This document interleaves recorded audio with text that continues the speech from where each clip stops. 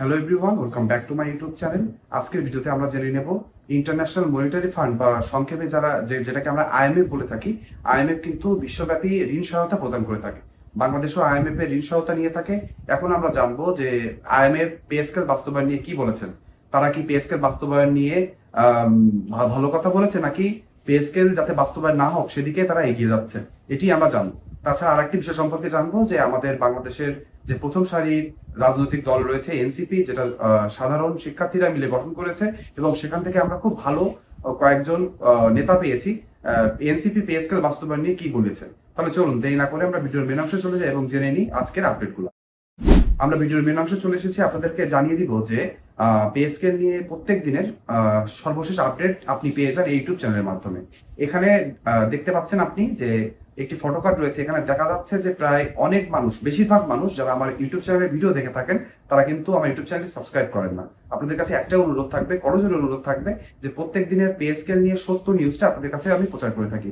আপনাদের যদি একটু হলেও আপনাদের কাজে লেগে থাকে নিউজগুলা, তাহলে দয়া করে আমার ইউটিউব চ্যানেলটি সাবস্ক্রাইব করে দিবেন। আপনাদের একটা সাবস্ক্রাইব আমার অনুপ্রেরণা বহুগুণে বাড়িয়ে দেয়, এবং আমি চেষ্টা করি প্রত্যেক দিনের পে স্কেল রিলেটেড যে সকল সত্য নিউজগুলো রয়েছে সেগুলো আপনাদের কাছে পৌঁছে দেওয়া।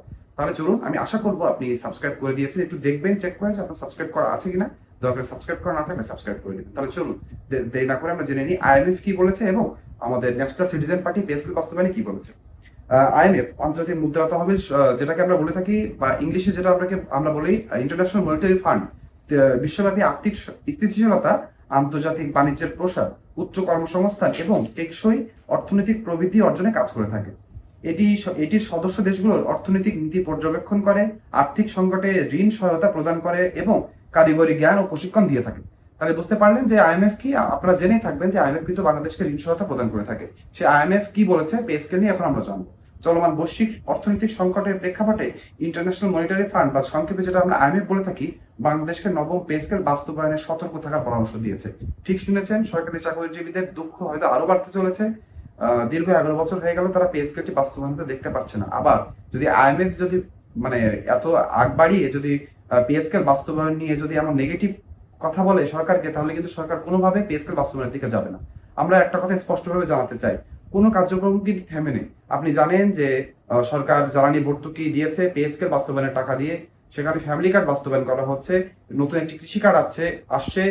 আবার এদিকে কৃষকদের হচ্ছে যে 10,000 টাকার নিচে যে সকল কৃষকদের কৃষি ঋণ ছিল সেগুলো মওকুফ করা হয়েছে। তাহলে সবকিছু কিন্তু হচ্ছে, কিন্তু পে স্কেল যখনই বাস্তবায়নের কথা আসে তখনই দেখা যায় যে সকলের কেন জানি সকলের অনেক অসুবিধা চলে আসে।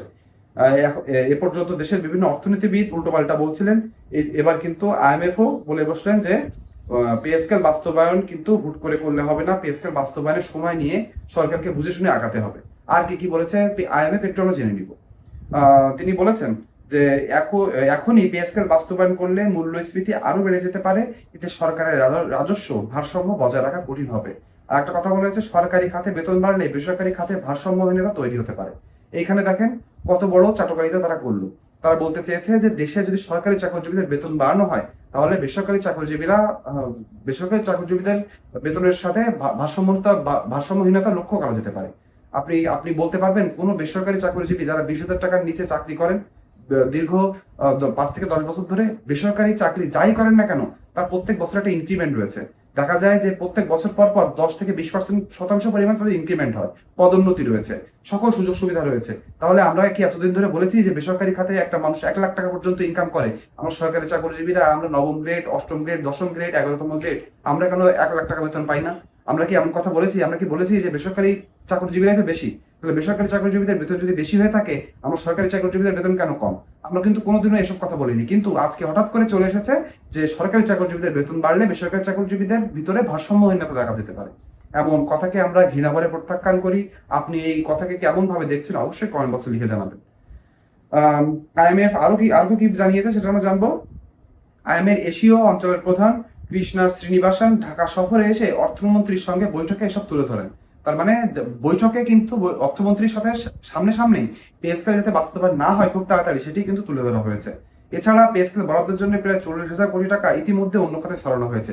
এটাই আমাদের হচ্ছে মেইন ইস্যু, যে আমাদের বাস্তবায়নের জন্য যে অর্থটি রাখা হয়েছিল সেটি আপনি অন্য খাতে বরাদ্দ করে দিলেন, অন্য খাতে দিয়ে দিলেন। তাতে আমাদের কোনো সমস্যা নেই, আপনারা পরের অর্থ বছরে পে স্কেলটি বাস্তবায়ন করেন। কিন্তু আপনি যদি আইএমএফ বা দেশের অর্থনীতিবিদের কথা শুনে পে স্কেল বাস্তবায়ন থেকে বিরত থাকেন, তাহলে কিন্তু সরকারি চাকরিজীবীরা কোনোভাবে এটি মেনে নিবে না। খুব তাড়াতাড়ি সরকারি কর্মচারীরা একটি বড় আন্দোলনের মুখে যাবে। তারা এই অল্প অর্থ দিয়ে কোনোভাবে তাদের পরিবার নিয়ে ভালো থাকতে পারছে না। সরকারি চাকরিজীবীদের একটি কথা, তারা অনেকদিন ধরে ধৈর্য ধরেছে, দীর্ঘ 10 বছরের বেশি, প্রায় 11 বছরের কাছাকাছি তারা ধৈর্য ধরেছে, আর তারা ধৈর্য ধরতে পারবে না। এবার হয় তারা পে স্কেল বাস্তবায়ন করে ছাড়বে, তা না হলে তারা অন্য কিছু করে খাবে। কিন্তু এই সরকারি চাকরিজীবীদের উপরে এমন বৈষম্য আর মেনে নেওয়া হবে না। জ্বালানি ভর্তুকি ও রাজস্ব ঘাটতি বেড়েছে, ফলে সরকারের এখন ধীরে চলো নীতি অনুসরণ করছে। সব মিলিয়ে আইএমএফ এর মতে বর্তমান পরিস্থিতিতে নবম পে স্কেল বাস্তবায়ন আপাতত স্থগিতই রাখা নিরাপদ। ঠিক শুনতে পেয়েছেন, আইএমএফ কিন্তু স্পষ্টভাবে জানিয়ে দিয়েছে এখনই নবম পে স্কেল বাস্তবায়ন থেকে বিরত থাকতে বলেছে নতুন সরকারকে। আপনি এই কথাটি কেমন ভাবে দেখছেন? আপনি আইএমএফ এর এই যে তারা যেভাবে আমাদের সরকারকে বলে দিয়ে গিয়েছে, আপনি এই কথার সাথে একমত কিনা কমেন্ট বক্সে অবশ্যই লিখে জানাবেন। এখন আমরা জানবো আমাদের যে বড় রাজনৈতিক দল এনসিপি পে স্কেল বাস্তবায়ন নিয়ে কি বলেছে। অন্যদিকে ন্যাশনাল সিটিজেন পার্টি বা এনসিপি দ্রুত নবম পে স্কেল বাস্তবায়নে জোর দাবি জানিয়েছে। এখানেই দেখেন একটা বড় তফাৎ। দেশের বাইরের এক প্রতিষ্ঠান আমাদের দেশের সরকারি চাকরিজীবীদের ভাগ্য নির্ধারণ করছে, আর দেশের ভিতরের একটি উদীয়মান রাজনৈতিক দল পে স্কেল বাস্তবায়ন নিয়ে আমাদের সাথে লেগে রয়েছে। এই জন্য আমরা এনসিপি কে আমাদের মনের অন্তঃস্থল থেকে তাদেরকে ধন্যবাদ জানাই। বিশেষ করে হাসনাত আব্দুল্লাহ তো দেখাই গেল কালকে জাতীয় সংসদ অধিবেশনের ভিতরে পে স্কেল নিয়ে কড়া বক্তব্য দিয়েছেন। আমরা আশা করব তারা এভাবেই সরকারের উপরে চাপ অব্যাহত রাখবেন, যাতে সরকার পে স্কেল বাস্তবায়ন দিকে ঝুঁকতে হবে। আমরা জানি দীর্ঘ 11 বছর ধরে চরম মূল্যস্ফীতির বাজারে দেখা যায় সরকারি চাকরিজীবীরা আর অল্প অর্থ দিয়ে বাঁচতে পারছে না। এখন এনসিপি আমাদের একমাত্র ভরসা, জামায়াত যারা এখন বিরোধী দলীয় পর্যায়ে রয়েছে তাদেরকে চাপ দিতে হবে অবশ্যই সরকারকে, যাতে পে স্কেলটি খুব দ্রুত বাস্তবায়ন হতে পারে। দলটির মতে দেশে প্রায় 23 লাখ সরকারি বা আধা সরকারি বা পে স্কেলের আন্ডারে যারা বেতন পেয়ে থাকেন তারা রয়েছেন। সর্বশেষ বেতন বৃদ্ধি পেয়েছে 2015 সালে, যেটা প্রায় 11 বছর আগে, 2015 সালের ডিসেম্বর মাসে। গত এক দশকে 50 থেকে 60% পরিমাণ মূল্যস্ফীতি বৃদ্ধি পেয়েছে। জীবনযাত্রার ব্যয় দ্বিগুণের বেশি হয়ে গিয়েছে, কিন্তু আপনার বেতন কি দ্বিগুণ হয়েছে? কোনোভাবেই না। দীর্ঘ 11 বছর আগে পে স্কেলের আন্ডারে আপনি বেতন পেয়ে চলেছেন। এমন বৈষম্য যেন অন্য কোনো দেশে আপনি দেখতে পাবেন না, যেটি বাংলাদেশে রয়েছে। তারা এনসিপি মনে করে দীর্ঘদিন বেতন না বাড়ায় সরকারি চাকরিজীবীরা চরম আর্থিক চাপে পড়েছেন, তাই বর্তমানে দ্রুত পে স্কেল বাস্তবায়ন জরুরি হয়ে পড়েছে। তারা আরো বলেছেন নবম পে স্কেল ইতিমধ্যে প্রতিবেদন জমা দিয়েছে 21 জানুয়ারি 2026 সালে, কিন্তু এখনো বাস্তবায়ন না হয় এটি হতাশাজনক। সংক্ষেপে এনসিপির অবস্থান হলো দ্রুত পে স্কেল বাস্তবায়ন করে সরকারি চাকরিজীবীদের একটু স্বস্তি দিতে হবে। আমরা এনসিপির সাথে একাত্মতা পোষণ করছি। এনসিপি যে সরকারি চাকরিজীবীদের পাশে এসে দাঁড়িয়েছে তার জন্য আমরা আবার তাদেরকে ধন্যবাদ জানাচ্ছি। তারা এভাবেই সরকারের উপরে ক্রমাগত চাপ দিতে থাকবে, এটাই আমাদের আশা থাকবে।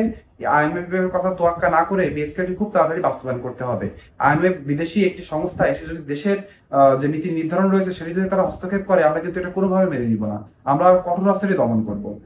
সংক্ষেপে বলে দিতে পারি, আইএমএফ বলেছে এখন পে স্কেল বাস্তবায়ন ঝুঁকিপূর্ণ এবং এখান থেকে সরে আসাই ভালো। অন্যদিকে এনসিপি বলেছে দ্রুত পে স্কেল বাস্তবায়ন করতে হবে। আজকের এই আপডেটে আপনি জেনে গেলেন পে স্কেল নিয়ে সর্বশেষ আপডেট। আইএমএফ কি বললো, অন্যদিকে এনসিপি কি বললো। আপনি যদি প্রত্যেক দিনের পে স্কেল সম্পর্কিত সকল আপডেট সবার আগে পেতে চান, তাহলে দয়া করে আমার ইউটিউব চ্যানেলটি সাবস্ক্রাইব করে দিবেন, ভিডিওতে একটি লাইক করে দিবেন এবং কমেন্ট বক্সে আপনার যৌক্তিক মন্তব্য লিখতে ভুলবেন না। আজকে ভিডিওটি এই পর্যন্তই। সকলে ভালো থাকবেন।